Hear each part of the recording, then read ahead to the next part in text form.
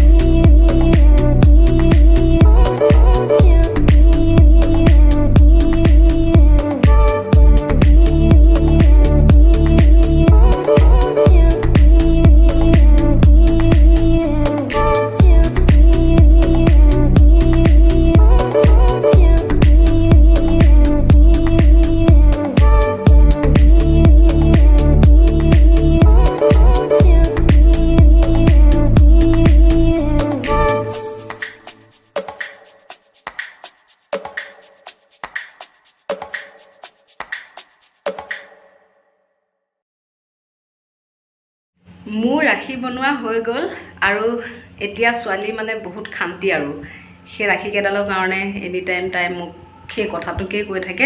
এতিয়া বনাই দিলোঁ নহয়, এতিয়া তাই শান্তি। আৰু ভিডিঅ'টো চাই কেনেকুৱা পালে মোক কমেণ্ট কৰি জনাবচোন। ভিডিঅ'টোত কমেণ্ট কৰিব কৈছোঁ হয়, কিন্তু এটা কথা, মোৰ ভিডিঅ' আপলোড হোৱাৰ পিছত নিজে নিজে কমেণ্ট ছেকশ্যনটো অফ হৈ যায়। কোনোবা এটা ভিডিঅ'ত অন হয়, কোনোবা এটা ভিডিঅ'ত অফ হৈ যায়। কিহৰ কাৰণে এইটো হৈ আছে মই নাজানো, আৰু মই অন কৰি আপলোড দিয়াৰ পাছতো মানে নিজে নিজে অফ হৈ যায়। কিহৰ কাৰণে হৈ আছে মানে মই সেইটো নিজেও গম পোৱা নাই। যদিহে এই ভিডিঅ'টো আপলোড দিয়াৰ পাছত অন হয় কমেণ্ট ছেকশ্যন, তেতিয়াহ'লে আপোনালোকে কমেণ্ট কৰি জনাব কেনেকুৱা পালে। আৰু মোৰ ভিডিঅ'টো শেষলৈকে চোৱাৰ বাবে বহুত বহুত ধন্যবাদ জনাইছোঁ। পুনৰ লগ পাম নতুন এটা ভিডিঅ'ৰ সৈতে। আজিলৈ আহিছোঁ।